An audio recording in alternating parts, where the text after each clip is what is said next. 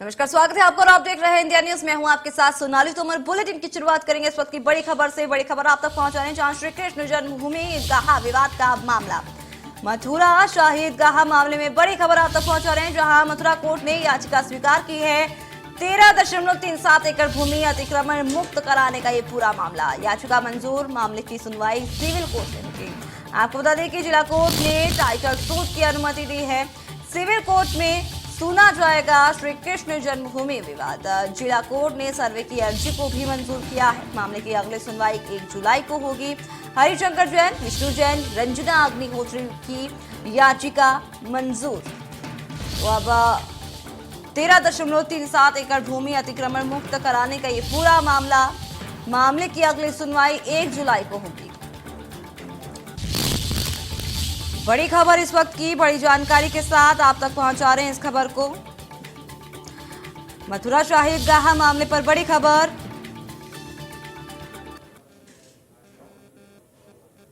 तो जिला कोर्ट ने टाइटल सूट की अनुमति दे दी है। तो 13.37 एकड़ भूमि अतिक्रमण मुक्त कराने का ये पूरा मामला देखने को मिला है। आपको बता दें कि सिविल जज सीनियर डिवीजन में अगली सुनवाई होगी। कोर्ट ने जो हमारे निर्णय को, हमारे पिटीशन को, दावा को खारिज किया था, ये माना हमको दावा रखने का अधिकार नहीं है। इसने माननीय जनपद महोदय का रिवीजन फाइल किया। माननीय जनपद न्यायाधीश महोदय ने सारे रूलिंग को देखने बाद ये माना कि हमको दावा रखने का अधिकार है, और ये भी माना कि जो हमने कंप्रोमाइज चैलेंज किया वो लीगली चैलेंज किया है, और हमारा सूट अब लोअर कोर्ट में चलेगा। लोअर कोर्ट के जजमेंट को खारिज कर दिया। देखिए, माननीय न्यायालय द्वारा जो निर्णय पारित किया है सिर माथे पर है, हमें स्वीकार है। अब क्या आगे कार्रवाई होनी है, इसके संदर्भ में इसकी नकल लूँगा, इसका अध्ययन किया जाएगा। और चूँकि मैं सुन्नी वक्फ बोर्ड का वकील हूँ, इसकी कॉपी मैं लखनऊ भेजूँगा सर्टिफाइड कॉपी लेकर के। वहाँ पे जो उनको कार्रवाई करनी है वो कार्रवाई करेंगे। इसके अलावा रेमेडी तो कल माननीय उच्च न्यायालय बस्ती और कोई रेमेडी बस्ती नहीं। इसके अलावा जो है की याचिका मंजूर। मामले की सुनवाई सिविल कोर्ट में अब देखने को मिल सकती है। जिला कोर्ट ने टाइटल शूट की परमिशन दे दी है। तो आपको बता दें कि मथुरा की जिला अदालत ने सूट चलाने की इजाजत दे दी है। सिविल जज के फैसले को चुनौती देने वाली याचिका पर जिला अदालत ने यह फैसला सुनाया। आपको बता दें कि कृष्ण जन्मभूमि से सटी ईदगाह मस्जिद को हटाने की याचिका पर अदालती कार्यवाही का रास्ता साफ हो गया है। अब तो बड़ी खबर आप तक पहुंचा रहे हैं जहां श्री कृष्ण जन्मभूमि को लेकर के अब जिला कोर्ट ने टाइटल सूट की अनुमति।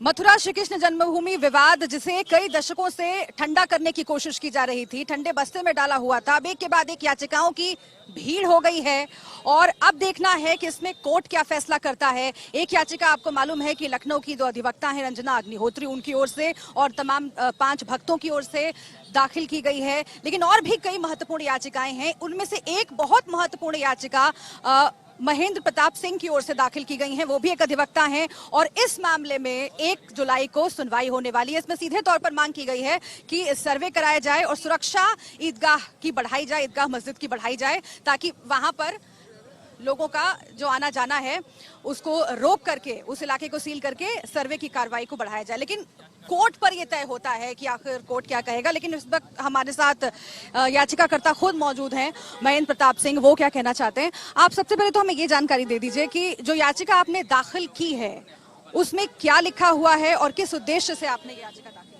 देखिए, सबसे पहले 23 दिसंबर 2020 को हमने ये केस दाखिल किया था और ये 13.37 एकड़ जमीन है जो खसरा नंबर 825, खेवट नंबर 225 जो रेवेन्यू कोड है।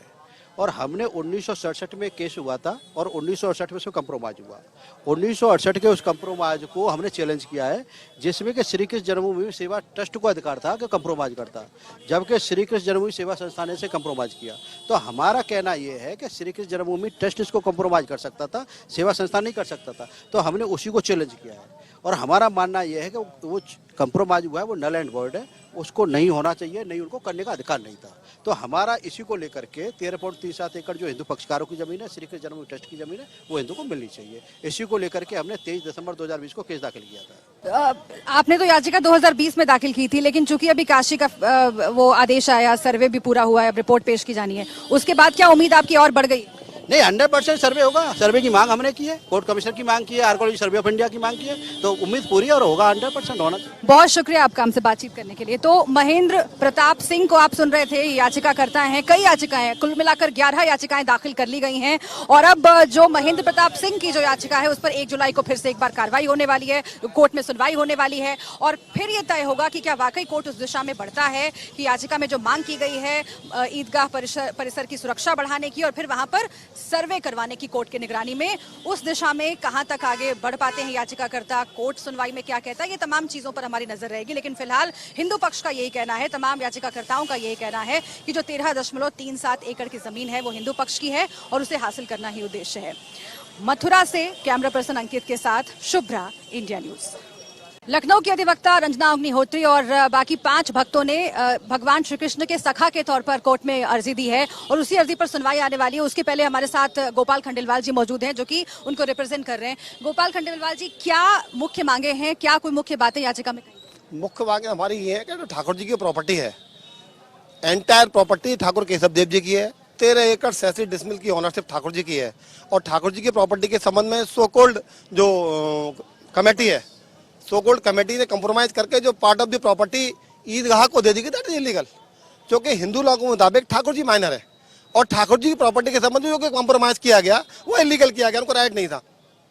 उस कंप्रोमाइज को चैलेंज करते हमने सूट फाइल किया कि ठाकुर जी की प्रॉपर्टी के संबंध कंप्रोमाइज क्या इलीगल है और ठाकुर जी की प्रॉपर्टी ठाकुर जी को दिलाई जाए। तो लोअर कोर्ट ने केवल इस आधार पर, हमको राइट टू फाइल सूट नहीं है, हमारा पिटीशन खारिज किया।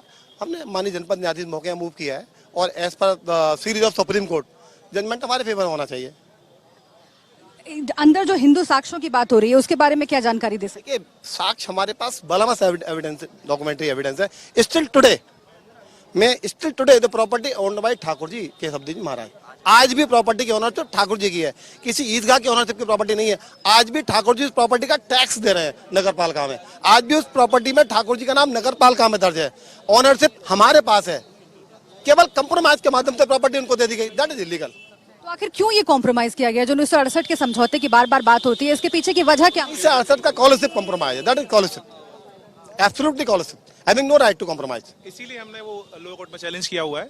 उसका अनफॉर्चुनेटली लोअर कोर्ट ने वो पिटीशन हमारी खारिज कर दी। एनी हाउ हमने रिवीजन मूव किया, उसका आज ऑर्डर होना है, कलेक्टिवली हमारे फेवर में ही होगा वो ऑर्डर।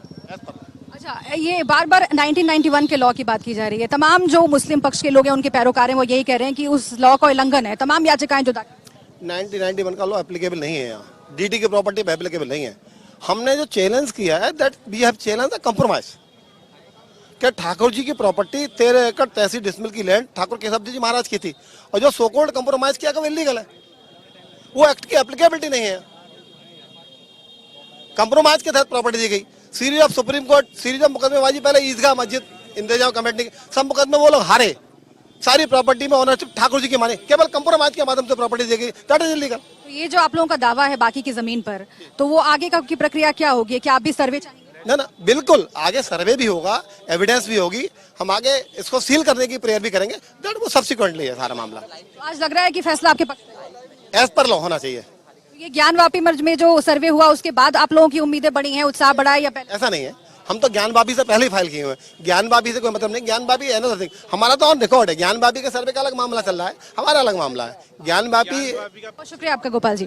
तो गोपाल खंडेलवाल को आप सुन रहे थे और आपको हमने बताया कि अलग अलग याचिकाएं दाखिल की गई हैं। उनमें से ये जो याचिका है जो 6 कृष्ण भक्तों की ओर से दाखिल की गई है, रंजना अग्निहोत्री उसमें से मुख्य हैं, जो लखनऊ के अधिवक्ता हैं और उन्हीं को रिप्रेजेंट कर रहे हैं गोपाल खंडेलवाल, जो ये कह रहे थे कि पूरी की पूरी जमीन पर हमारा कब्जा है, वो गलत तरीके से समझौता हुआ, वो समझौता बायस था और इसीलिए उसको आगे लेकर हम बढ़ रहे हैं। और अभी फिलहाल कोर्ट के फैसले से उनको उम्मीद है और बाकी आगे जब प्रक्रिया आगे बढ़ेगी तो सर्वे की मांग भी करेंगे और ईदगाह जो मस्जिद है उसकी जगह पर ही गर्भगृह है, इसके भी साक्ष्य मौजूद हैं।